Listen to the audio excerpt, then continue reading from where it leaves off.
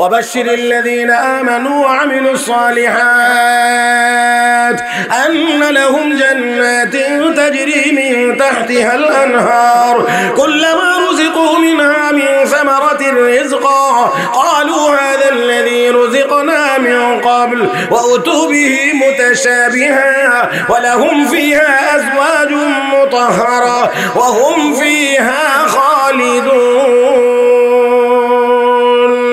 إن الذين آمنوا وعملوا الصالحات سيجعل لهم الرحمن ودا إن الذين آمنوا وعملوا الصالحات كانت لهم جنات الفردوس نزلا وعد الله الذين آمنوا منكم وعملوا الصالحات ليستخلفنهم في الأرض كما استخلف الذين من قبلهم وليمكنن لهم دينهم الذي ارتضى لهم وليبدلنهم من بعد خوفهم أمنا يعبدونني لا يشركون بي شيئا ومن كفر بعد ذلك فأولئك هم الفاسقون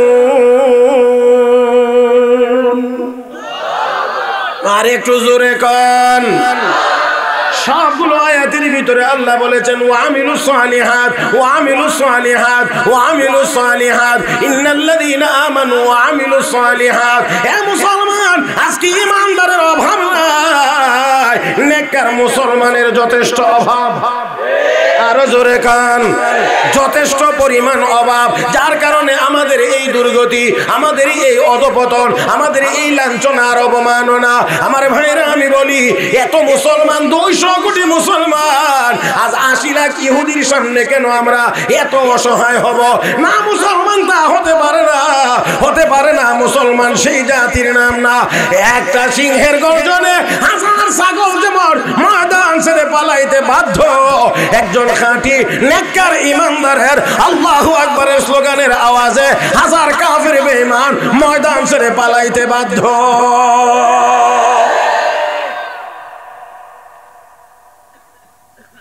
আমি আশা করি এই কথাগুলো বলার মূল উদ্দেশ্য হলো আপনাদেরকে একটা চেতনায় নিয়ে আসা, যাতে মাঝে মাঝে একটু কথার দরকার হলে আপনারা যেন একটু কথা বলবেন তো ইনশাআল্লাহ।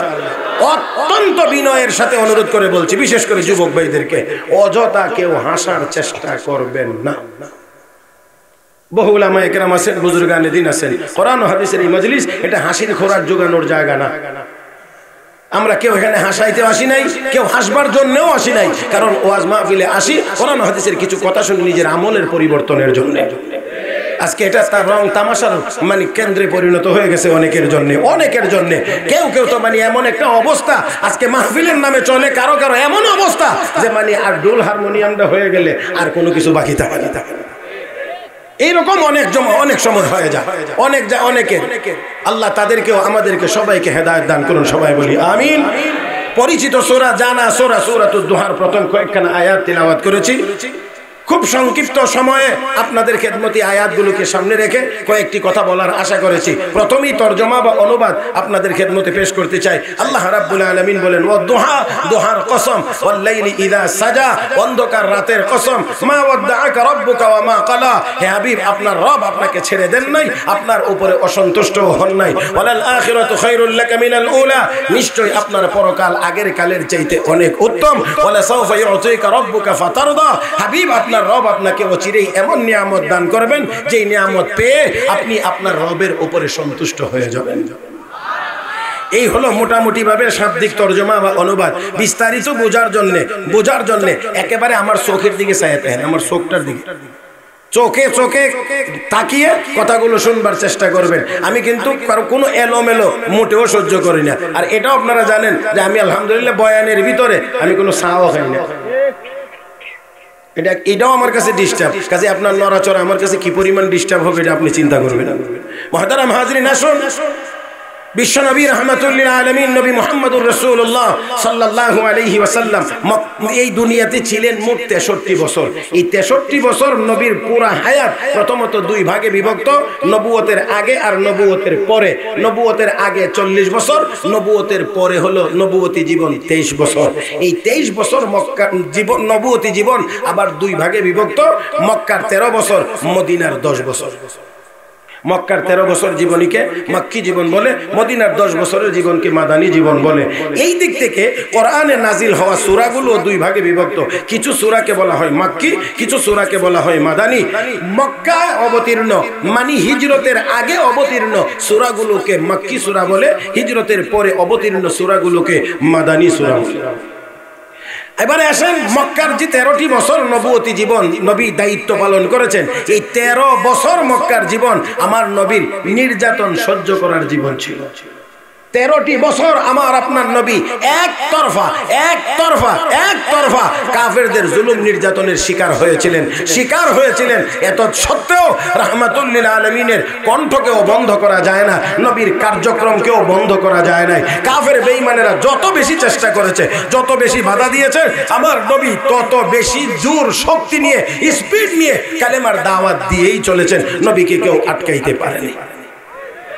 মুহতারাম হাজিরিন, তাহলে একটা কথার উত্তর দিবেন আশা করি একটু ভালো আওয়াজে, বলিষ্ঠ আওয়াজে। নবী কালেমার দাওয়াত দিয়েছিলেন, আটকাইতে পারে নাই। নবীর নায়েব উলামায়ে কেরাম, হক্কানি উলামায়ে কেরাম, তারাও কোরআন হাদিসের কথা, হক কথাগুলো বলেই যাবেন। দুনিয়ার কোন অপশক্তি উলামায়ে কেরামের জবানকে বন্ধ করে রাখতে পারবে না। তো আমার নবী যতদিন পর্যন্ত কালেমার দাওয়াত দেন নাই, ততদিন তো নবীর শত্রু কেউই ছিল না। কালেমার দাওয়াত দেওয়া শুরু করলে শত্রুর কিন্তু আর অভাব রইল না। আমার ভাইয়েরা, নবীকে পদে তারা বাধা সৃষ্টি করে, নবীকে কষ্ট দেয়, নবীকে গালিগালাজ করে, নবীকে পাগল বলে, নবীকে জাদুঘর বলে, কোনো কথাই আমার নবীকে থামাইতে পারে না, আটকাইতে পারে না। মাঝে মাঝে আমার নবী মন খারাপ করেন। মন খারাপ করলে আরশের মালিক আল্লাহ আমার নবীকে সান্ত্বনা দিয়ে সামনের দিকে এগিয়ে নিয়ে যান। আমার ভাইয়েরা, আমার বন্ধুরা, ঠিক এমনি ভাবে কাফের বেঈমানরা যে নবীকে কষ্ট দিত, এই কষ্টেরই একটা অবস্থা ছিল। কয়েকদিন যাবত কোনো এক কারণে নবীর উপরে ওহী নাজিল বন্ধ ছিল। কয়েকদিন ওহী নাজিল বন্ধ থাকলে এটাকেই কাফের বেঈমানেরা সুযোগ হিসেবে নিয়েছে, গ্রহণ করেছে। একজন আরেকজনকে সাথে কথা বলে আর আমার নবীকে কটাক্ষ করে, নবীকে একটু কেমন করে খোঁচা মারে। আমার নবীকে দেখলে তারা ভিন্ন সুরে কথা বলে, একজন আরেকজনকে ডেকে বলে, তোমরা শুনছো? বলে কি হয়েছে? মুহাম্মদের আল্লাহ তো মুহাম্মদকে ছেড়ে দিয়েছে। এই সব জবানে হবে না। একসাথে আওয়াজ করে বলেন, মুহাম্মদের আল্লাহ মুহাম্মদকে ছেড়ে দিয়েছে। নিজে জানলে আরেকজন ডাকে, ও সাহেব শুনি যাও। কি হইছে? খিতা হইছে মুহাম্মদের আল্লাহ মুহাম্মদকে ছেড়ে দিয়েছে। এখন আর খোঁজ খবর নেয় না, এখন আর কোনো খোঁজ খবর নেয় না। আমার ভাইরা, ওহী নাজিল করেন তো আল্লাহ, বন্ধ করেছেন তো আল্লাহ। এখন ওহী নাজিল বন্ধ হয়ে যাওয়ার কারণে মক্কার হাট ঘাট, অলি গলি, রাস্তা বাজার যা আছে সব এক কথায় গরম। কারণ মুহাম্মদুর রাসূলুল্লাহর বিপক্ষে কথা, তো এই জন্য মাঠ গরম। মিয়া সাহেবের দুষ পাইলে পুরা বাজার গরম হইতে 5 মিনিটও লাগে না। আরে আস্তে কোন মিয়া। মুহতারাম হাজিরিন, আলেম ওলামার সামান্য ত্রুটি বিচ্যুতি পাইলে সমাজের বহু মানুষ খুব রসায়া গলায়া কথা বলতে পারে। আলেমের যদি ত্রুটি হয়ে থাকে সামান্য, সাদা কাপড়ে ছোট্ট একটা কালো দাগের মতো, এতটুকু দাগ দেখে মানুষ এত কথা বলতে পারে। আমার বন্ধুরা, আর যিনি কথা বলছেন তার শরীরটা, তার অবস্থা হলো ছাতির কাপড়ের মতো কালো। আস্তে গরু ফুরাটাও যদি লেদায় দেয় কাপড়ের উপরে, তারটা কিন্তু দেখা যায় না। আমার কথা মনে একটু রাগ করে লেছেন নাকি? সাদা কাপড় একটু সামান্য কালো দাগ অনেক দূর থেকে দেখা, কথা ঠিক না? দেখে একজন আরেকজন দেখে তকিটার মধ্যে, আপনারা তো তকি বলেন না, তকির মধ্যে দেখুন একটু দাগ ভরে গেছে, কেমন দাগ ভরে। আর উনি যেটা ভরে রাখছে এটার মধ্যে আরো আলকাতরা লাগাইলেও দেখা যায়। আল্লাহ আমাদের সবাইকে বুঝার তৌফিক দান করুন, সবাই বলি আমিন। পুরা হাট ঘাট পুরা মক্কা একেবারে গরম, পুরা গরম, পুরা গরম, পুরা গরম, পুরা গরম। বিশ্ব নবী রাহমাতুল লিল আলামিনের কানে এই আওয়াজ আসতে শুরু করেছে। আল্লাহর নবীর মনটা একটু খারাপ, চেহারাখানা একটু মলিন। আল্লাহর নবীর মনটা একটু খারাপ, চেহারাখানা মলিন। আমার ভাইয়েরা, আমার আপনার নবীর চেহারা মলিন হোক, এটা কি আমার আল্লাহ চান? কয় না রে, কয় না? আমার আপনার নবীর চেহারাখানা মলিন হবে, এটা আমার আল্লাহ কামনা করেন না রে মুসলমান, না। নবীর মনটা একটু খারাপ, নবীর চেহারাখানা মলিন। আওয়াজ করে জবাব দিবেন, আমার আপনার নবীর চেহারা মুবারকের চাইতে সুন্দর কোন চেহারাওয়ালা মানুষ দুনিয়াতে আসে নাই, আর কোনদিন আসবেও। মাশাআল্লাহ, এই আওয়াজটা করবেন আমার ভাইরা উলামায়ে কেরাম এখানে আছেন। আপনারা সবাই জানেন নবুয়তের সিলসিলা, নবুয়তের ধারাবাহিকতা আমার আপনার নবীর উপরে এসে শেষ। শেষ না? নবুয়ত খতম, নবুয়ত খতম। রব্বে করিম কোরআনের আয়াতে বলেছেন, মা কানা মুহাম্মাদুন আবা আহাদিন মির রিজালিকুম ওয়ালাকিন রাসূলুল্লাহি ওয়া খাতামান নাবিয়্যিন ওয়া কানা আল্লাহু বিকুল্লি শাইইন আলীমা। ও মুসলমান, আমার আপনার নবীর উপরে সে নবুয়ত খতম, নবুয়ত খতম। শুধুমাত্র তা না, আমার আপনার নবীর উপরে সে নবুয়ত খতম। এমন না মুসলমান, যেমন করে আমার আপনার নবীর উপরে সে নবুয়ত খতম, ঠিক তেমনি ভাবে আমার আপনার নবীর উপরে সে হুসন জামাল তথা সৌন্দর্য খতম।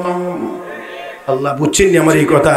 সৌন্দর্য আমার নবীর উপরে এসে খতম। তার মানে আমার নবীর পরে যেমন কোন নবী নাই, আমার নবীর আগেও আমার নবীর পরেও নবীর মতো সুন্দর আর কোন মানুষ, আওয়াজ করে বলেন, নাই নাই নাই নাই। আমার নবীর চেহারা মুবারক আমার আল্লাহ সবচেয়ে বেশি সুন্দর করে বানাইছেন। ও মুসলমান, একে তো হলো সুন্দর, দুই নম্বর হলো আমার আপনার নবীর চেহারা মুবারক আমার আল্লাহর কাছে অপ্রিয় না প্রিয়? আমার আল্লাহর কাছে অপ্রিয় না প্রিয়? অনেকের চেহারা সুন্দর আছে কিন্তু প্রিয় না। আমার ভাইয়েরা, আবু জাহেলের চেহারা সুন্দর ছিল, প্রিয় না, কিন্তু বেলালের চেহারা কালো হওয়ার পরেও আমার আল্লাহর কাছে বড় প্রিয়। ও মুসলমান, বেলাল কালো হওয়ার পরেও আল্লাহ রাব্বুল আলামিনের দরবারে বড় প্রিয়। তো আমার নবীর চেহারা মুবারক পৃথিবীর সবচেয়ে সুন্দর চেহারা মুবারক, আমার আপনার নবীর চেহারা মুবারক আমার আল্লাহর কাছে সবচেয়ে বেশি প্রিয় চেহারা মুবারক। আল্লাহু আকবার। আর একটু জোরে কান আমার ভাইয়েরা, আমার বন্ধুরা, আমার আপনার নবীর এই চেহারা মুবারক আমার আল্লাহর কাছে এত প্রিয়, আমার আল্লাহর কাছে এত প্রিয়। নবীর চেহারা মুবারক এত সুন্দর, ওই চেহারা একটু মলিন হবে, এটা কি আমার আল্লাহ পছন্দ করেন না? কিন্তু নবী তো তাদের এই কথাগুলো শুনে চেহারা এখানে একটু মলিন, নবীর মনটা একটু খারাপ, চূড়ান্ত পর্বের খারাপ হয়েছে। নবীর চাচি আবু লাহাবের স্ত্রী উম্মে জামিল আমার নবীকে একদিন ডেকে ডেকে বলছে, ও ভাতিজা, ও ভাতিজা, ও ভাতিজা। আমার নবীকে কি সুন্দর করে ডাকে, মনে হয় কোনো ভালো কথা থাকতে পারে। রহমতের নবী আগায় গিয়ে বলেন, চাচি কি বলতে চান? আবু জাহেল আবু লাহাবের স্ত্রী উম্মে জামিল ডাক দিয়ে কো, ভাতিজা, এতদিন পর্যন্ত তোমার কাছে যে শয়তানটা আগমন করতো এটা বলে এখন আর আসে না। সব জবানে নাউজুবিল্লাহ। তার ভাষায় জিবরাইল নবীর কাছে আগমন করে, এটা তার ভাষায় হলো শয়তান, তার ভাষায় শয়তান। আমি আপনাদেরকে বলছি, আসলে জিবরাইলকে সে বুঝাইতে চায় শয়তান। জিবরাইল কি শয়তান না নিজে শয়তান? হ্যাঁ, সে নিজে শয়তান। আমার ভাইয়েরা, জিবরাইলকে বলে শয়তান। দুনিয়াতে আপনারা লক্ষ্য করলে দেখবেন পাগল পাগল পাগল, পরনের লুঙ্গি খুইলা মাথার বেঁধে লইছে, এ রাস্তা দিয়ে হাঁটে আর দৌড়ে, আর কথা এমন ভাবে বলে তার কথা শুনলে বোঝা যায় শুধুমাত্র সে একলাই সুস্থ, বাকি যত মানুষ আপনারা আছেন সবাই পাগল।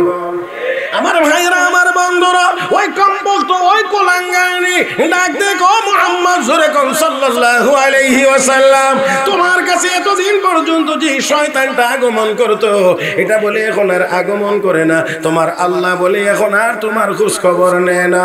রহমতের নবী, বিশ্ব নবী, রাহমাতুল লিল আলামিন নবী মুহাম্মদুর রাসূলুল্লাহ সাল্লাল্লাহু আলাইহি ওয়াসাল্লামের ব্যথায় কলিজাটা ভরে গেছে। ব্যথা ব্যথা আমার ভাইয়েরা, চেহারাখানা মলিন হওয়াটাই স্বাভাবিক।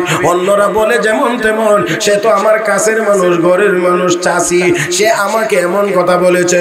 আল্লাহ হাবিব রাহমাতুল লিল আলামিন নবী মুহাম্মদুর রাসূলুল্লাহ সাল্লাল্লাহু আলাইহি ওয়াসাল্লাম বড় ব্যথিত হইলেন, বড় ব্যথিত হইলেন, বড় কষ্ট পাইলেন। নবীর চেহারাখানা মলিন, আল্লাহ নবীর যখন চূড়ান্তভাবে ব্যথিত, নবীর চেহারাখানা মলিন। আমার আল্লাহ কয়, হাবিব না না, আর দেরি করা যায় না, আপনাকে আর কষ্ট দেওয়া যায় না। যখন এতটুকু পর্যায়ে গিয়ে পৌঁছেছে আমার আল্লাহ, তখন ওই জালেম, ওই কাফির, ওই কুলাঙ্গারদের দাঁত ভাঙ্গা জবাব দিয়ে আমার নবীর চেহারা মুবারক উজ্জ্বল করে, আমার নবীর শান মান মর্যাদা বৃদ্ধি করে মহান আল্লাহ পবিত্র কোরআনে সূরাতুদ দুহা নাজিল করেছে। এ মুসলমান, একটু কথা একেবারে কান পেতে খেয়াল করে শোনেন। নবী কিন্তু কিছুই বলেন নাই, নবী কিন্তু কিছুই বলেন নাই, নবী শুধু শুনছেন, নবী শুধু শুনছেন। মন খারাপ করেছেন, চেহারা মলিন হয়েছে, কিন্তু নবী পাল্টা তাদেরকে কিছু বলেন নাই, নবী কিছুই বলেন নাই। তবে নবীর বন্ধু কে? আল্লাহ আল্লাহ, আপনার কষ্ট হবে নাকি? তো মহব্বতের সাথে বলেন নবীর বন্ধু আল্লাহ। আমার ভাইরা, আমার বন্ধুরা, এমন বন্ধু আবার বন্ধুও দুই রকম হয়। এক বন্ধু আরেক বন্ধুকে পাইতে চায়। ইব্রাহিম খলিলুল্লাহ তিনিও আল্লাহর বন্ধু, আমার আপনার নবী হাবিবুল্লাহ তিনিও আল্লাহর বন্ধু। ও মুসলমান, খলিলুল্লাহ আর হাবিবুল্লাহর মধ্যে পার্থক্য আছে। আমার ভাইয়েরা, খলিল ওই বন্ধু যে তার বন্ধুকে পাওয়ার জন্য সব কুরবানি দেওয়ার জন্য প্রস্তুত, আর হাবিব হলো এমন বন্ধু যেই বন্ধুকে পাওয়ার জন্য তার বন্ধু সব করার জন্য প্রস্তুত। এর অর্থ হলো ইব্রাহিম খলিলুল্লাহ আল্লাহর বন্ধু, সব আল্লাহকে পাওয়ার জন্য সব করতে প্রস্তুত। ছেলে এবং ছেলের মাকে নির্বাসনে পাঠানোর জন্য প্রস্তুত, ছেলেকে কুরবানি দেওয়ার জন্য প্রস্তুত, আগুনে নিক্ষিপ্ত হওয়ার জন্য প্রস্তুত, আল্লাহকে সন্তুষ্ট করার জন্য। আর আমার আপনার নবী রাহমাতুল লিল আলামিনকে সন্তুষ্ট করার জন্য, আমার আল্লাহ সবকিছু করার জন্য প্রস্তুত।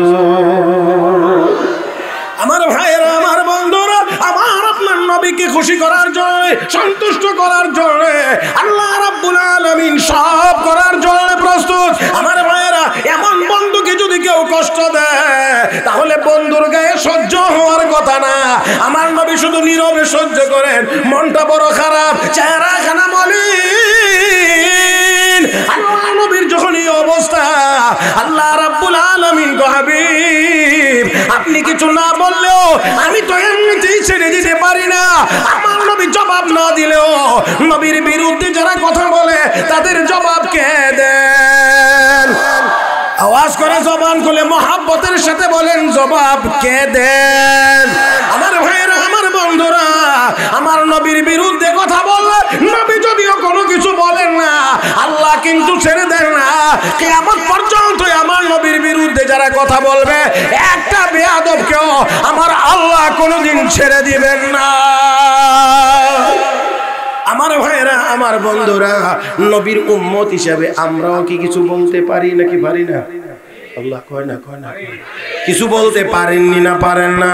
সাহাবায়ে কেরাম রিদওয়ানুল্লাহি তাআলা আলাইহিম আজমাইন আমার নবীর বিরুদ্ধে কোনো কথা বললে তারা সহ্য করতো না। আমার ভাইয়েরা, জান দেওয়া লাগলে জান দিত, মাল দেওয়া লাগলে মাল দিত, তবুও নবীর দুশমন যারা তাদেরকে প্রতিহত করতো, সহ্য করে নিতেন না সাহাবায়ে কেরাম।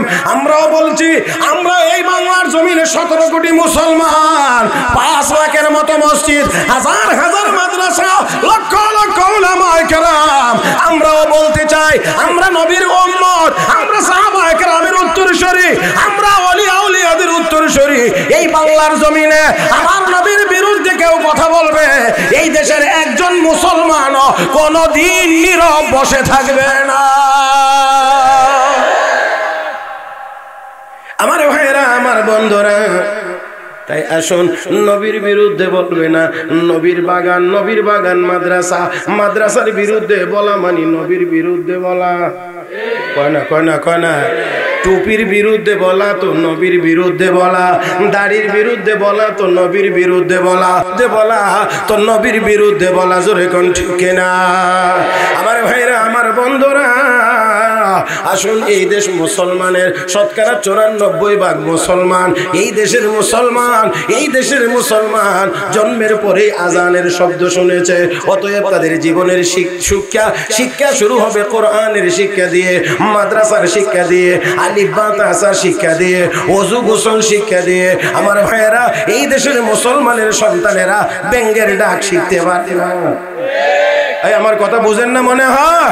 আমার ভাইয়েরা, আমার বন্ধুরা, বলছি, এই দেশে কুকুর বিড়ালের আওয়াজ শিক্ষা দেওয়া হবে, অমুক তমুক শিক্ষা দেওয়া হবে, এমন কোন শিক্ষা নীতি বাংলার জমিনে চলতে পারে না, চলবে না, চলতে পারে না। মুহতারাম হাজিরিন, আল্লাহ আমাদের সবাইকে সেই ঈমানি হিম্মত দান করুন। সবাই বলি আমিন। আসুন, বলছিলাম, আমার আপনার নবী জবাব দেন না, কিন্তু আমার আল্লাহ ছেড়ে দেন না। নবী জবাব দেন না, আল্লাহ কিন্তু ছেড়ে দেন না। অতএব কিয়ামত পর্যন্তই কাউকে আল্লাহ ছেড়ে দিবেন না। আমার ভাইয়েরা, বন্ধুরা, আল্লাহ রাব্বুল আলামিন জবাব দিতে গিয়ে প্রথমেই কসম করে বলেছেন, ওয়াদ-দুহা ওয়াল-লাইলি ইযা সাজা। দুহার কসম। আল্লাহ রাব্বুল আলামিন বলেন, রাত যখন গভীর অন্ধকার হয়, অন্ধকার রাতের কসম। আমার আল্লাহ দুহা বলে কিসের কসম করলেন, কোন দিকে ইঙ্গিত করলেন? কথা অনেক লম্বা, খুবই সংক্ষিপ্ত আকারে বলছি। আমার বন্ধুরা, দুহা ও দুহা মানে দুহার কসম। এই দুহা বলে কোন জিনিসের কসম আল্লাহ করেছেন? মুফাসসিরিনে কেরাম অনেকগুলো ব্যাখ্যা উল্লেখ করেছেন, লিখেছেন। এর মধ্যে একটু খেয়াল করে বুঝবার চেষ্টা করব। ও মুসলমান, সূর্যটা কোন দিক দিয়ে উদয় হয়? পূর্ব দিক। কোনটা এখান থেকে? আমার বাম দিক, সেটা হলো পূর্ব দিক। সূর্যটা যখন পূর্ব দিক দিয়ে উদয় হয়, সূর্যটা যখন পূর্ব দিক দিয়ে উদয় হয়, তখন দেখতে কেমন দেখা যায়? লাল টকটকা গোল একটা প্লেটের মতো। আমার ভাইয়েরা, উদয় হয়, এই উদয়ের সময় দেখা যায় লাল টকটকা। একটু উপরে উঠলে আলো যখন পরিপূর্ণ ছড়ায়, তখন আর সূর্যের দিকে তাকানো যায় না। ওই যেই জায়গায় গেলে আর সূর্যের দিকে তাকানো যায় না, ওই জায়গাটাকে, ওই সময়টাকে আরবিতে দোহা বলা হয়। আমার আল্লাহ ওই সময়টার কসম করেছেন। আল্লাহ বলেন, দোহা, দোহার কসম। আমার ভাইয়েরা, এই সময়টা প্রতিদিন একবার আসে। আল্লাহ কি এই সময়ের কসম করেছেন না বিশেষ কোনো দিনের কসম করেছেন? মুফাসসিরিনে কেরাম বলেন, এক নাম্বার, আল্লাহ এই দিন প্রতিদিনের এই সময়ের কসম করেছেন। এই সময়ের কসম করে আমার আল্লাহ কি বুঝাইয়া দিতে চান? ও মুসলমান, মুফাসসিরিনে কেরাম লেখেন, আকাশের সূর্যের একদল বিরোধী আছে। জানেননি কোনো প্রাণীর নাম সূর্যের উদয় পছন্দ করে না? এমন কোন প্রাণীর নাম কি আপনারা জানেন? বাদুর সূর্যের উদয় চায় না, পছন্দ করে না। আওয়াজ করে বলেন, বাদুরে কি কাজ করে? বাদুরে রাতের বেলা আরেকজনের গাছের কলা গিয়ে খেয়ে ফেলে। কথা কয় না, খায়নি, খায়, জিগাইয়া খায়, অনুমতি নিয়ে খায়। তাহলে জিজ্ঞাসা, অনুমতি ছাড়া আরেকজনের জিনিস নিয়ে যাওয়া খাওয়ার নাম চুরি। চুরি। তাহলে তার স্বভাব চরিত্র ভালো? চুরি করে। আর দুনিয়ার সব চোরেরা অন্ধকার চায়, আলো পছন্দ করে না। সব চোরেরা, সব ডাকাতেরা আলো পছন্দ করে না, অন্ধকার চায়। চরিত্র যাদের নষ্ট, তারা সব সময় অন্ধকার চায়, আলো পছন্দ করে না। তো আমাদের দেশে কিছু আবার আছে ভণ্ড পীর মুরিদিন নামে হালকা জিকির বসা। শুনি অনেক জায়গায় গেলে তারা কয় যে মনের বাতি বড় বাতি বাইরের বাতি নিবাও রে, মনের পর্দা বড় পর্দা বাইরের পর্দা উঠাও রে আমার ভাইয়েরা। তো বাতি নিবাইলের পর্দা উঠায়া অন্ধকার যদি বানাইতে চায় তাহলে বুঝতে হবে এটা পীর মুরিদি না। ওই বাদর যেমন অন্ধকার চায়, সূর্যের উদয় চায় না, আলো হয়ে গেলে সে আর চুরি করতে পারবে না। হালকা জিকিরের নাম দিয়ে নারী পুরুষ একসাথে বসায়া পর্দা উঠায়া যদি কিছু করতে চায় বুঝতে হবে এটাও হক্কানি পীর না, তারও চরিত্র খারাপ।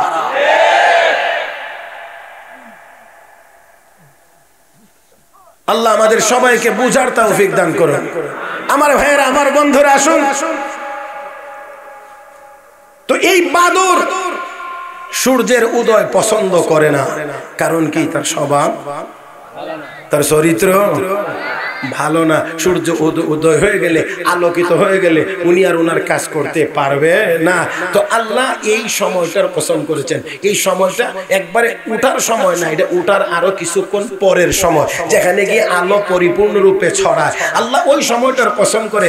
এই কথাই বুঝাইতে চান হাবিব, আপনি তাদের কথায় কেন চেহারা মলিন করেন, মন খারাপ করেন? সূর্যের তো বিরোধী আছে বাদুরেরা, তারা চায় সূর্য না উঠুক, কিন্তু তারপরও সূর্যকে তারা আটকায় রাখতে পারে না। দুহাতে নিয়ে আমি আল্লাহ পূর্ণতা দান করি। হাবিব, আপনার চেহারা মলিন করবেন না, মলিন করবেন না। আপনি হলেন নবুয়তের আকাশের সূর্য, আর আবু জাহেল আবু লাহাবেরা হলো আপনার এই নবুয়তের সূর্যের বিরোধী। এরা বাদুরের মতো, তারা চরিত্রহীন। ওই আকাশের সূর্যের বিরোধীরা যেমন আকাশের সূর্যটাকে থামায়া রাখতে পারে না, হে হাবিব, আপনার বিরোধীরাও আপনার নবুয়তের সূর্যটাকে থামায়া রাখতে পারবে না। আমি আল্লাহ পূর্ণতা দান করব।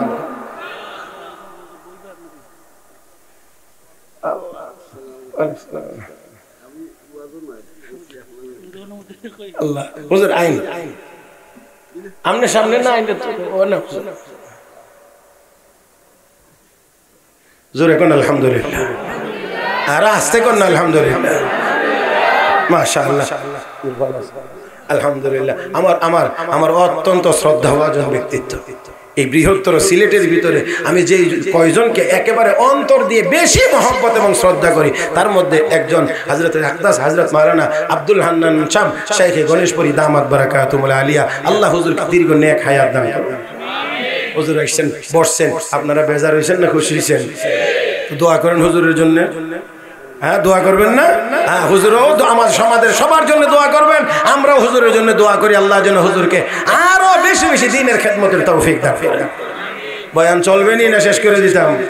হ্যাঁ, চলবে চলবে, হুজুরও বলছেন চলবে ইনশাআল্লাহ। তো একেবারে খেয়াল করে করে শুনবার চেষ্টা করব। মুহতারাম হাজরিন, মুহতারাম হাজরিন, আসেন একটু আগায়। আল্লাহ হাবিব আকাশের সূর্যের বিরোধীরা থামায়া রাখতে পারে না, আপনি নবুয়তের আকাশের সূর্য, আপনাকেও আবু জাহেল আবু লাহাবেরা থামায়া রাখতে পারবে না। আমি এখনো বলি, আবু জাহেলের নাতিপুতিরাও আমাদের মাদ্রাসা শিক্ষাকে আটকায় আর ঠেকায়া রাখতে পারবে না।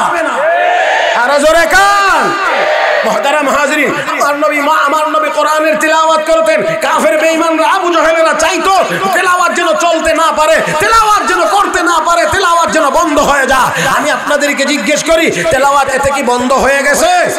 কথা কয় না কেন? বন্ধ হয়ে গেছে। আমার বন্ধুরা, সেই আবু জাহেলের নাতিপুতিরা, ব্রিটিশ লালকুকুরেরা এই ভারতবর্ষ থেকে সব মাদ্রাসা বন্ধ করে দিয়েছিল, যাতে করে মুসলমানের সন্তান কোরআনের শিক্ষা থেকে বঞ্চিত হয়। আমার বন্ধুরা, ওই লাল কুত্তারা একদিন 7 সমুদ্র 13 নদী পাড়ি দিয়ে এই দেশ থেকে চলে যেতে হয়েছে। এই দেশের মাদ্রাসা বন্ধ করার পরেও এখনো আবার মাদ্রাসা আছে, আলেম উলামা আছে, হাফেজে কোরআন আছে। আমার ভাইরা, এখনো বলতে পারি তাদের যে উত্তরসূরিরা এখনো যদি কেউ স্বপ্ন দেখে এই বাংলার জমিন থেকে কোরআনের শিক্ষাকে বন্ধ করে দিবে, নস্বাত করে দিবে, শিক্ষা প্রতিষ্ঠান চলবে না, আল্লাহর কসম করে বলতে পারি আনা নিঃশ্বাস হয়ে যাবে।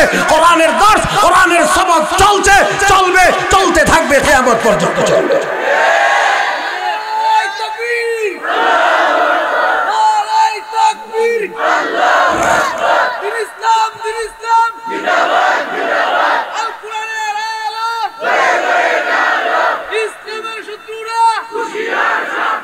থামেন, থামেন, থামেন, থামেন। এই মরা স্লোগানে কোনো কাজ হবে? স্লোগান দিবেন তো ভালোভাবে দিবেন, আর না হইলে চুপ করে থাকবেন, এটাই ভালো। মাঝামাঝি কিচ্ছু নেই। এমনটা হতে হবে বলিষ্ঠ, যে আওয়াজে ফিলিস্তিনের মুসলমানেরা উজ্জীবিত হবে, আর যে আওয়াজে বর্বর ইসরায়েলিদের দিল ভেঙে টুকরা টুকরা হয়ে যাবে, এমন বলিষ্ঠ আওয়াজে আল্লাহু আকবার হতে হবে। রাজি? রাজি? যারা যারা রাজি তারা তারা ডান হাত তুলে, ডান হাত তুলেন। এবার হাত মুঠ করেন, হাত মুঠ করেন, মুঠ করেন। শক্তি কমছে না বাড়ছে? আমার সাথে সাথে উত্তর দেন। জমিন কার? আসমান কার? চন্দ্র সূর্য কার? আমরা কার? আল্লাহর জমিনে আল্লাহর বড়ত্বের ঘোষণা হবে। আসতে হবে না জোরে হবে? রেডি? এবার হোক।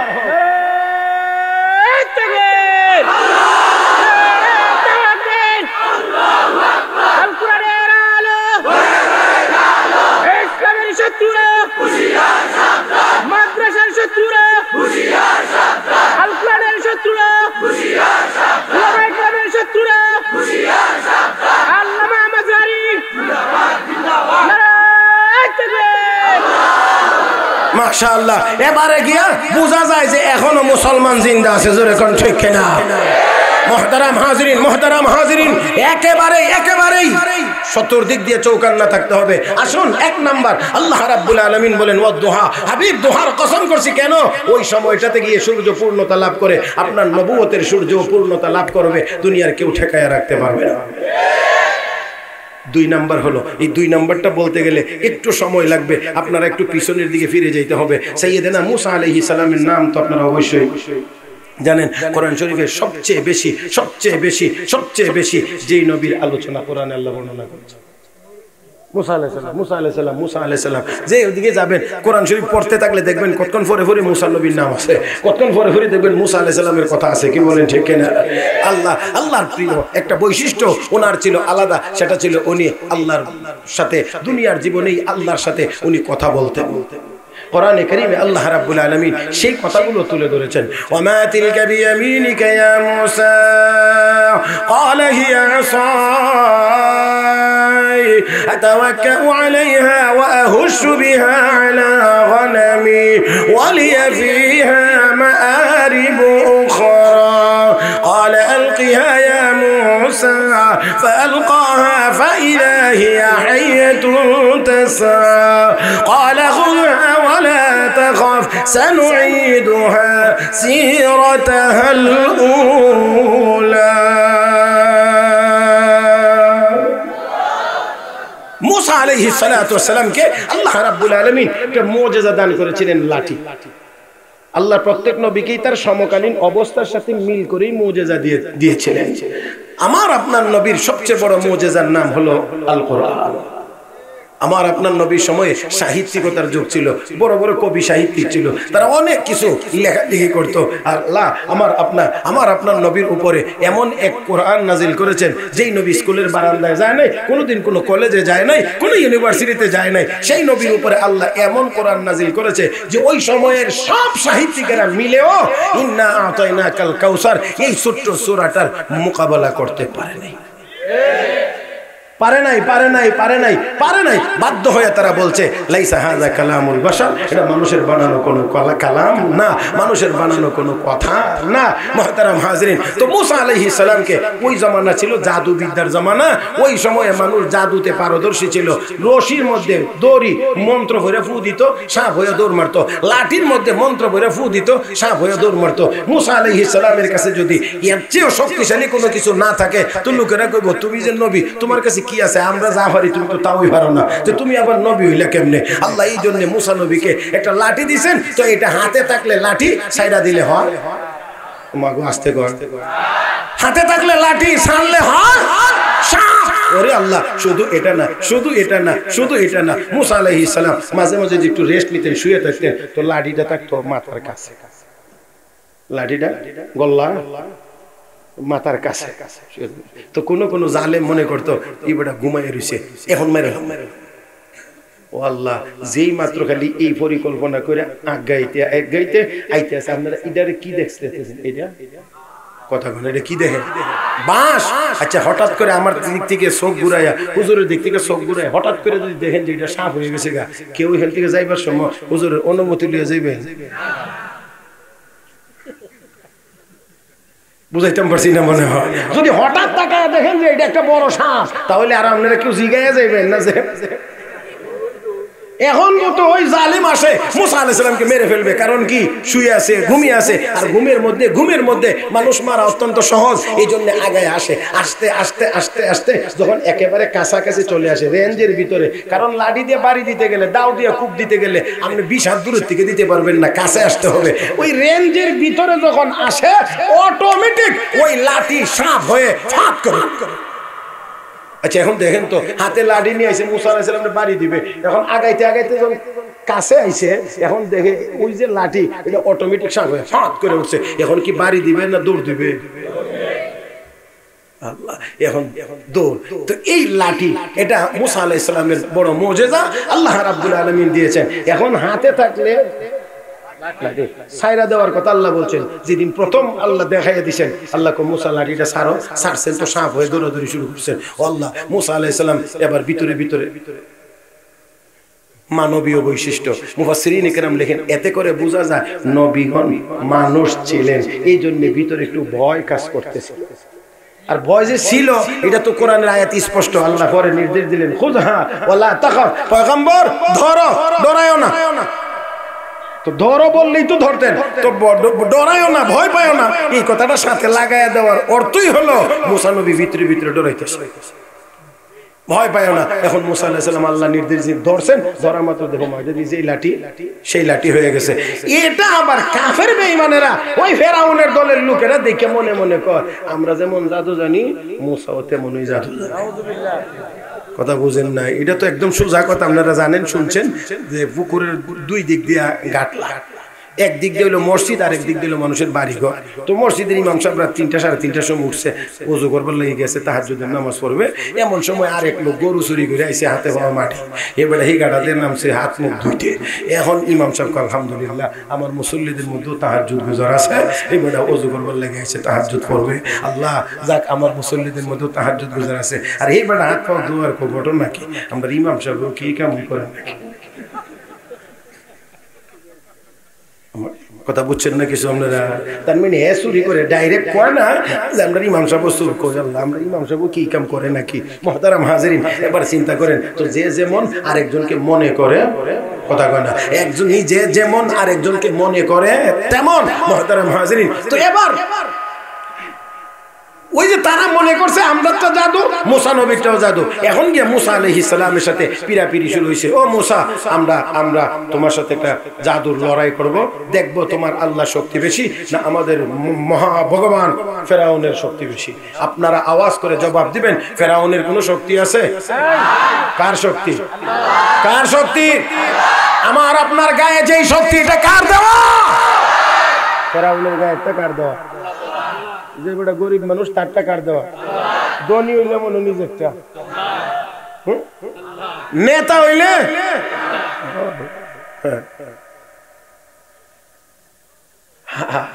আত্মহমিকায় ভোগার কোনো কারণ, অহংকারী হওয়ার কোনো সুযোগ নাই।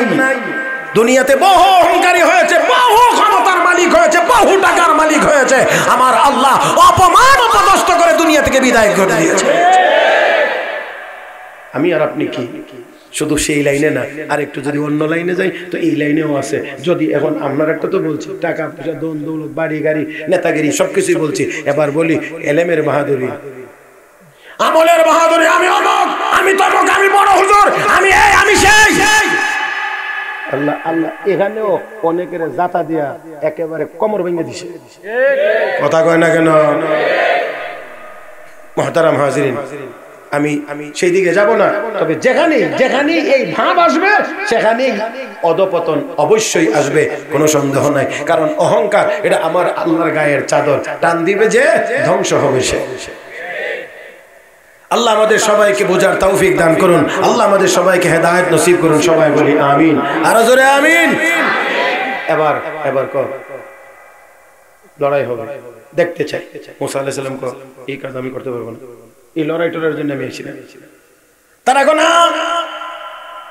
মুসা আলাইহিস সালাম কোন আমি পারবো না, এই লড়াই আমার কাজ না। বারবার যখন এই অবস্থা, আল্লাহ কো ও মুসা তুমি পিছাও কেন? তুমি পিছাও কেন? তুমি পিছাইলে তো তারা বলবে তোমার আল্লাহর শক্তি নাই, ব্যাপারটা তো তোমার সাথে না, ব্যাপারটা তো দাঁড় করায় দিছে আমার সাথে, আমার শক্তি বেশি না ফেরাউনের শক্তি বেশি, এই জায়গাতে তোমার তো ব্যাপার না, তো তুমি না করো কেন? বলে দাও লড়াই হবে। আল্লাহু আকবার কান। এখন মুসা আলাইহিস সালাম আল্লাহ বলছেন লড়াই হবে, হ্যাঁ হবে হবে। এখন তারা খুব খুশি, খুব খুশি যে কারণ লড়াই হবে। এখন মুসা আলাইহিস সালাম যখন বলছেন লড়াই হবে, তখন কথা হইলে দিন তারিখটা ঠিক করে নাও, কোন দিন লড়াই হবে, কোন তারিখে হবে, কয়টা বাজে হবে, সময়টা তো নির্ধারণ করতে হবে। এখন মুসা আলাইহিস সালাম আল্লাহ তারিখটা কি করবো, সময়টা কি কমো? তারা দি সময় চায়, তারিখ চায়। আল্লাহ রাব্বুল আলামিন জানায়া দিলেন, এই কথাটা খেয়াল করবেন, ভালো করে খেয়াল করবেন, কোন তারিখটা কোন সময়টা আল্লাহ দিবেন। আল্লাহ রাব্বুল আলামিন বলেন, পয়গম্বর জানায়া দেন, মাউইদুকুম ইয়াউমুজ জিনা ওয়া আইয়ুহশারান নাসু দুহা। মাউইদুকুম ইয়াউমুজ জিনা ওয়া আইয়ুহশারান নাসু দুহা। আপনাদের কি দুহা মনে আছে? মুহতারাম হাজিরিন, আল্লাহ জানায়া দিলেন, পয়গম্বর বলে দাও, বলে দাও লড়াইটা হবে ঈদের দিন, তোমাদের আনন্দের দিন, উৎসবের দিন। এটা সাপ্তাহিক আনন্দও হতে পারে, বাৎসরিক আনন্দের দিনও হতে পারে, ওই দিনে হবে লড়াই, আর সময়টা হবে দোয়া। মনে আছে আপনাদের? সূর্য উদয়ের পরে যেখানে গিয়ে আলো পূর্ণতা লাভ করে সেই সময়টা। এবার তো সবাই খুব খুশি। ফেরাউন কো ঠিক আছে, এবার সাইজ হয়ে যাবে। সারা দেশ থেকে জমাও ৭০,০০০ জাদুঘর জমানো হয়েছে। মুসা আলাইহিস সালাতু ওয়াস সালাম এবার ময়দানে একা গিয়েছেন, ৭০,০০০ অভিজ্ঞ জাদুঘর ময়দানে নেওয়া হয়েছে। আমার ভাইরা, মুসা আলাইহিস সালাম একা, তিন দিক দিয়ে তাদের বাহিনী, মুসা নবী এক দিক দিয়ে মাত্র একা। ইনসাফের সাথে আওয়াজ করে জবাব দিবেন, মুসা নবী আসলেই কি একা? কে আছেন সাথে? মহব্বতের সাথে মালিক রে ডাক দেন আল্লাহ, আর মহব্বতে বলেন আল্লাহ। আমার ভাইরা, আমার বন্ধুরা, ময়দানে নামার পরে ৭০,০০০ জাদুঘর মুসা আলাইহিস সালাতু ওয়াস সালামকে এবার বলতে আছেন, ও মুসা, ও মুসা, আমাদের লড়াই করার কিছু নিয়ম আছে, সিস্টেম আছে গো। কি নিয়ম? ১ নাম্বার, পোশাক উভয় দলের একরকম হওয়া লাগে। তোমার পোশাক একরকম, আমাদের পোশাক আর একরকম, এটা তো হইতে পারে না, পোশাক একটা হওয়া লাগবে। এখন কি করা? মুসা নবী কয়, আমার গায়ের পোশাক আমি পরিবর্তন করতে পারবো না, কারণ এটা আল্লাহর মনোনীত পোশাক, অতএব আমার দ্বারা পরিবর্তন সম্ভব না।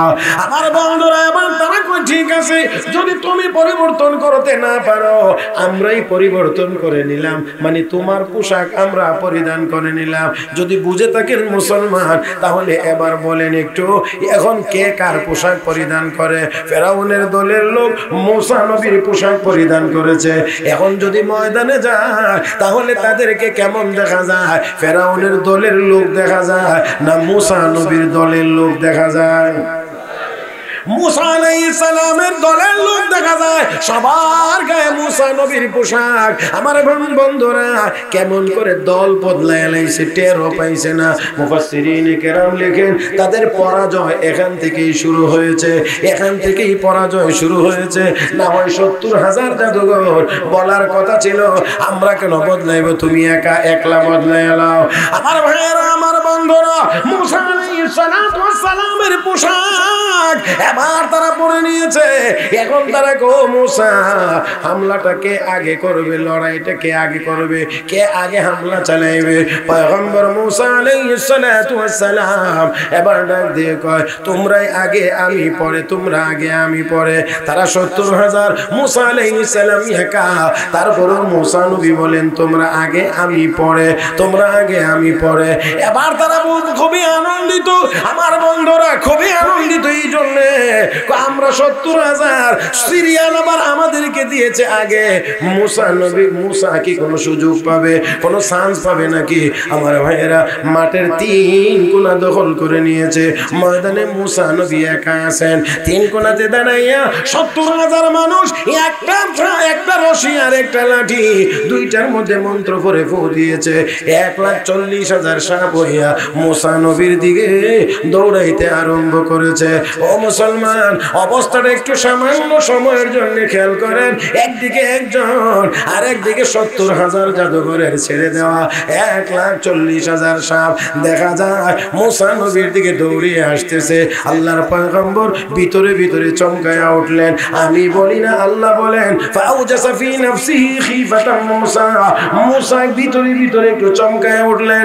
আমার আল্লাহ ডাক দিয়ে বলেন কুলনা লা তাখাফ, পয়গম্বর ভয় পেও না। ইন্নী লা ইয়াখাফু লাদাইয়াল মুরসালুন।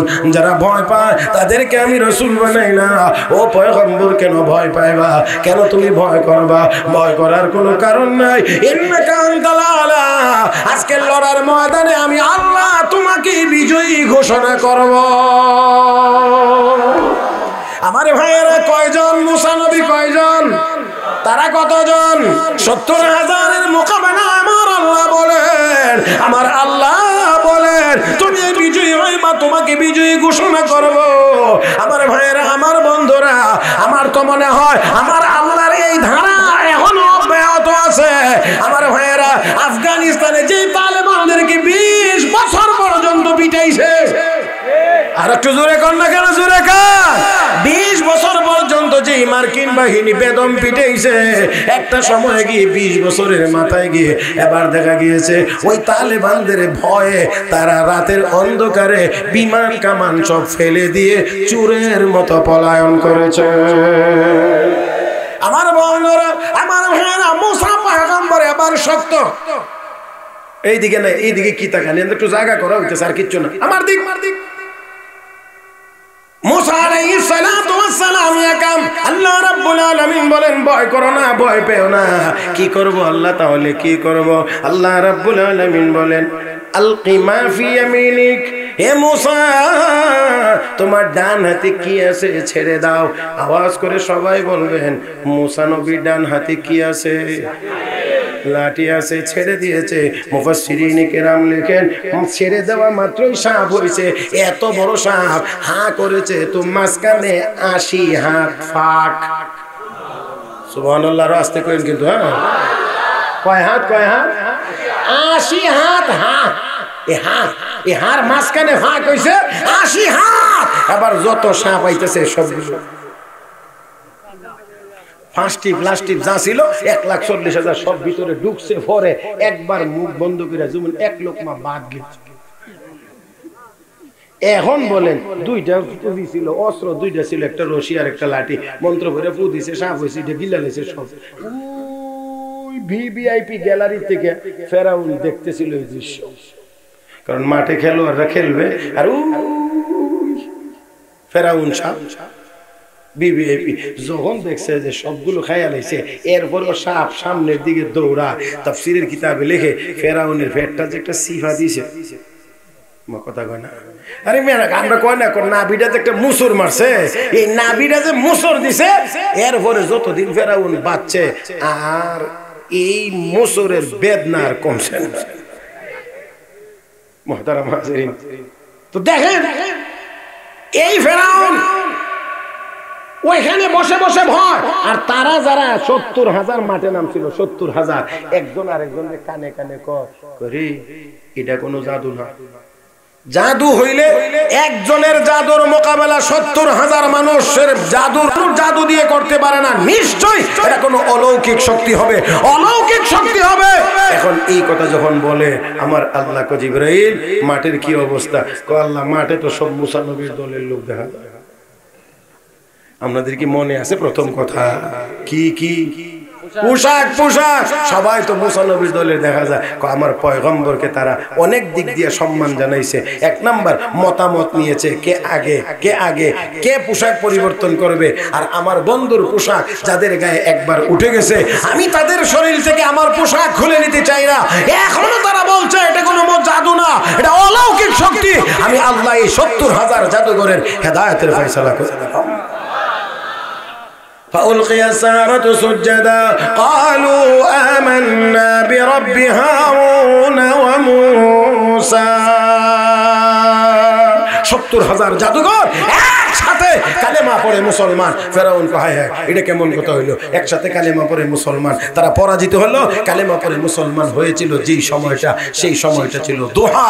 আমার আল্লাহ বলেন ও দোহা, ওই দিনের ওই সময়ের কসম। হাবিব মন খারাপ করবেন না, চেহারা মলিন করবেন না। যারা আপনার সামনে গরম কথা বলে তারাও আপনার সামনে পরাজিত হবে। আমার ভাইরা, আমার বন্ধুরা, 1 2 3 নম্বর হলো ও দোহা মানে হলো আমার আপনার নবীর সুন্দর চেহারা মুবারক। ওয়াল লাইলি ইযা সাজা, অন্ধকার রাত মানে হলো আমার নবীর কালো চুল মুবারক। এক কথায় আমার আল্লাহ আমার নবীর সৌন্দর্যের কসম করার পরে এবার গিয়ে বলছেন মা ওয়াদ্দাআকা রাব্বুকা ওয়া মা ক্বালা। হাবিব চিন্তিত হবেন না, আমি আল্লাহ কসম করে বলছি হাবিব আপনার রব আপনাকে ছেড়ে দেন নাই, আপনার উপরে অসন্তুষ্ট হন নাই। ওয়াল আখিরাতু খায়রুল লাকা মিনাল উলা। হাবিব চিন্তা করবেন না, আপনি দুনিয়ার এই সামান্য সময় আপনি কেন পেরেশান হয়ে যান, চেহারা কেন মলিন করেন, কেন আপনি মন খারাপ করেন। আমি আল্লাহ আপনার পরকাল আগের কালের চাইতে সুন্দর করে সাজাইছি। কোনটা পরকাল কোনটা আগের কাল, কোনটা পরকাল কোনটা আগের কাল, মুফাসসিরিন কেরাম লেখেন 1 নাম্বার হলো হাবিব আপনার মক্কার জীবনের চাইতে মদিনার জীবন ভালো হবে। একটু অপেক্ষা করেন, আর কয়েকদিন মাত্র মদিনায় হিজরত করে যাবেন। মক্কায় একজন নাগরিক, মদিনায় যাওয়ার সাথে সাথে আমি আল্লাহ আপনাকে বানায় দেব রাষ্ট্রপতি। আরো জোরে কোন, আরো জোরে কোন। আমার ভাইয়েরা 1 2 নম্বর হলো হাবিব দুনিয়ার জীবনটা কতদিন, কয়দিন, সামান্য সময়। দুনিয়ার জীবনটা কয়দিন, সামান্য সময়। আপনি একটু ধৈর্য ধরেন, একটু ধৈর্য ধরেন। দুনিয়ার জীবন অতিক্রম করে আপনি যখন আখিরাতে চলে আসবেন, আপনার মর্যাদা, আপনার ইজ্জত, সম্মান আমি আল্লাহ এত এত দিয়ে রেখেছি। হাসরের ময়দানে সব মানুষ যখন দেখবে, আর ওই দিন তারা আফসোস করবে। হাবিব আপনি কষ্ট নেবেন না, চেহারা মলিন করবেন না। আপনার দুনিয়ার জীবনের চাইতে আপনার আখিরাতের জীবন অনেক উত্তম, অনেক সুন্দর আমি আল্লাহ সাজায়া রাখছি। আমার ভাইরা, আমার বন্ধুরা, কথা অনেক লম্বা, সংক্ষেপেই শুধু সামনে আগাইতে চাই। রব্বুল আলামিন পরের আয়াতে গিয়ে বলেন ওয়ালা সাউফা ইউতিকা রাব্বুকা ফাতারদা। হাবিব চেহারা মলিন করবেন না, আমি আল্লাহ আপনাকে অচিরেই এমন নিয়ামত দান করব, অচিরেই এমন নিয়ামত দান করব যে নিয়ামত পাইয়া আপনি আপনার রবের উপরে সন্তুষ্ট হয়ে যাবেন। আল্লাহর উপরে, আমি আল্লাহর উপরে সন্তুষ্ট হয়ে যাবেন। আমার আপনার নবী, নবী বিশ্ব নবী রাহমাতুল লিল আলামিন বলেন আল্লাহ রাব্বুল আলামিন আমাকে সন্তুষ্ট করবেন। এই জন্য এই সুযোগটা আমি দুনিয়ার জীবনেও কাজে লাগাইব, আমি আখিরাতের জীবনেও কাজে লাগাইব। ও মুসলমান, আমার আপনার নবী, রহমতের নবী, বিশ্ব নবী, একদিন ইব্রাহিম আলাইহিস সালামের দোয়া, আল্লাহর পয়গম্বর ইব্রাহিম উম্মতের জন্য দোয়া করেছিলেন, ঈসা নবী উম্মতের জন্য দোয়া করেছিলেন। ওই 2 নবীর দোয়ার কথা স্মরণ করে আমার আপনার নবী আল্লাহর দরবারে কাঁদতেছিলেন। ইব্রাহিম নবীর দোয়া আল্লাহ কোরআনে বর্ণনা করেছেন, রব্বি ইন্নাহুন্না আদলালনা কাসীরাম মিনান নাস ফামান তাবিআনি ফাইন্নাহু মিন্নি ওয়া মান আসানি ফাইন্নাকা গফুরুর রহিম। ঈসা নবীর দোয়া, ইন তুআযিবহুম ফাইন্নাহুম ইবাদুক ওয়া ইন তাগফির লাহুম ফাইন্নাকা আনতাল আজিজুল হাকীম। আমার ভাইরা, আল্লাহর নবী, 2 নবীর দোয়ার কথা স্মরণ করে আসমানের দিকে চেহারা মুবারক উঠাইয়া আমার আপনার নবী শুধু কান্দেন আর চোখের পানি ছাড়েন। আল্লাহুম্মা উম্মতি, আল্লাহুম্মা উম্মতি, আল্লাহুম্মা উম্মতি, আল্লাহুম্মা উম্মতি। আল্লাহ রাব্বুল আলামিন বলেন জিবরাইল যাও যাও আমার হাবিবকে গিয়ে জিজ্ঞেস করো, এমন করে চেহারা উপরে উঠাইয়া চোখের পানি ছেড়ে কেন আমার হাবিব কান্দে একটু জিজ্ঞেস করো। জিবরাইল এসে কোন নবী গো আপনি কেন কান্দেন, কেন এমন করে কান্দতে আছেন? ও নবী, আল্লাহ আপনাকে সালাম দিয়ে জানতে চান। নবী ডাক দেখো জিবরাইল, ইব্রাহিম নবী উম্মতের জন্যই দোয়া করেছেন, ঈসা নবী উম্মতের জন্যই দোয়া করেছেন, আমি আমার উম্মতের জন্য আল্লাহর দরবারে কাঁদতে আসি। রব্বে কারীম ডাক দেখো জিবরাইল, আমার হাবিবকে সুসংবাদ জানায় দাও, আমার হাবিব যেন উম্মত নিয়ে চিন্তা না করে। আমি আল্লাহ আমার বন্ধুকে, আমার হাবিবকে তার উম্মতের ব্যাপারে কখনোই অসন্তুষ্ট করব না। আমি কখনোই অসন্তুষ্ট করব না। আমার ভাইয়েরা, আমার নবী তো দুনিয়াতে এই অবস্থা করেছেন। হাসরের দিন আমার নবী বলেন, আল্লাহ আমার গুনাহগার উম্মতদেরকে নাজাত দিয়ে বলবেন, হাল রাজিতা ইয়া হাবিবি, বন্ধু খুশি হয়েছেন? আমি বলবো না, আল্লাহ আরো গুনাহগার উম্মতকে মাফ করে দিবেন। তারপর আবার বলবেন, হাল রাজিতা ইয়া হাবিবি, বন্ধু খুশি হয়েছেন? আমি বলবো না, আল্লাহ আরো মাফ করে দেন। মাফ করতেই থাকবেন, আমাকে বলতে থাকবেন খুশি হয়েছেন, সন্তুষ্ট হয়েছেন। আমি বলবো না, যতক্ষণ পর্যন্ত আমার উম্মত গুনাহগার জাহান্নামে থাকবে ততক্ষণ পর্যন্ত আল্লাহ যতবার বলবেন বন্ধু সন্তুষ্ট হয়েছেন, আমি বলবো না, আমার আল্লাহ আমাকে সর্বশেষ উম্মতকে জাহান্নাম থেকে মুক্তি দিয়েই আল্লাহ আমাকে সন্তুষ্ট করবে।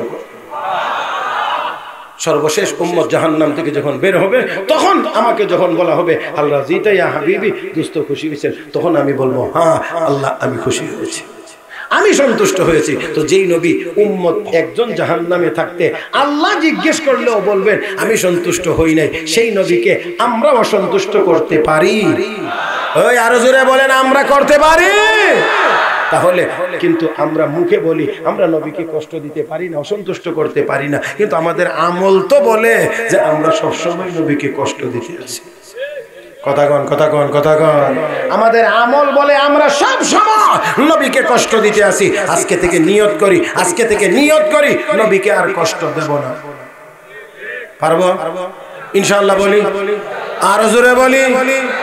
আমার ভাইয়েরা, আমার বন্ধুরা, ওলামা একরাম এখানে আছেন, জিজ্ঞেস করে দেখবেন নবী দাওয়াত দিতেন, মানুষ আশানুরূপ ভাবে কালেমা পড়তো না, মুসলমান হইতো না, আল্লাহর নবী নীরবে গিয়ে কাঁদতেন, নীরবে কাঁদতেন, আর শুধু এই ভেবে চিন্তা করতেন আমার দাওয়াতের কি কোথাও ত্রুটি হচ্ছে কিনা, আমার দাওয়াত কেন মানুষ গ্রহণ করছে না, কালেমা কেন পড়ছে না, এরকম এরকম এরকম এরকম আল্লাহর নবী চিন্তায় পড়ে যাইতেন, টেনশন করতেন আমার দাওয়াতের মধ্যে কি ত্রুটি। মুহতারাম হাজরিন, তো মুসলমান না হইলে নবী কষ্ট পাইতেন, তো আমরা মুসলমান হওয়ার পরেও যদি আমরা নবীর তরিকা মোতাবেক না চলি, নবীর সুন্নতের অনুসরণ যদি আমরা না করি, তাহলে তো অবশ্যই নবী আমাদের এই আচরণে কষ্ট পাইবেন।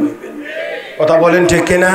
তাহলে আজকে থেকে এই সম্মেলন থেকে, এখন রাত্র অনেক গভীর হইতে আসে, মুহতারাম হাজরিন, এখান থেকে আমাদের নিয়ত হবে আমরা আর নবীকে কষ্ট দেব না। আমরা হাসরের মাঠে নবীর সুপারিশ চাইনি না চাই না? কথা কন না কেন, চাইনি না চাই না? মুহতারাম হাজরিন, নবীর সুপারিশ চাই। এখানে একটি কথা আছে, হাসরের দিন নবী কিন্তু ওকালতি করবেন না, নবীর সুপারিশ করবেন। ওকালতি আর সুপারিশের মধ্যে একটু বেশ কম আছে। বেশ কমটা হলো এই, উকিল সাহেবরা কোর্টে দাঁড়ায় কয় আমার মক্কেল নির্দোষ, আমার মক্কেল নির্দোষ, আমার মক্কেল নির্দোষ, কোনো দোষ করে নেই, এই আইন ওই আইন এমনে এমনে আমার মক্কেল নির্দোষ। কিন্তু এরপরেও যদি মক্কেল দোষী সাব্যস্ত হয়ে যায় আদালতের দৃষ্টিতে, তখন তাকে সাজার হাত থেকে বাঁচানোর কোনো ক্ষমতা উকিলের হাতে থাকে না। কথা বুঝেন নাই? উকিলের হাতে থাকে না। কিন্তু আমার আপনার নবী বলবেন আল্লাহ আমি ওকালতি করতে আসি নাই, আমার উম্মত গুনাহগার, আমি তাদেরকে মাফ করে জান্নাতে নিয়ে যাওয়ার জন্য আপনার দরবারে সুপারিশ করছি। নবীর সুপারিশ আমরা চাইনি না চাই না? মুহতারাম হাজরিন, কথা আমাকে সংক্ষেপ করতেই হচ্ছে, এই জন্যে আর কথা বাড়াইলাম না। এই যে যত কিছুই করতে চাই না কেন, যত কিছুই করি না কেন, সর্বশেষ আমাদেরকে অবশ্যই এই কথা তো মানতে হবে, আমরা মরতে হবে।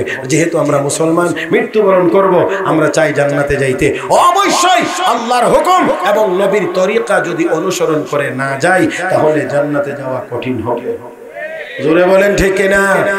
আর যদি আমরা ঈমান, নেক আমল, নবীর সুন্নতের উপর আমল করতে চাই, তাহলে কোনটা সুন্নত আর কোনটা বেদাত, কোনটা জায়েজ আর কোনটা নাজায়েজ, কোনটা হালাল আর কোনটা হারাম, এইগুলো আমাদের এই এলেম অর্জন করতে হবে। আর এলেম যদি লাগে, তাহলে অবশ্যই মাদ্রাসাগুলোর দরকার আছে।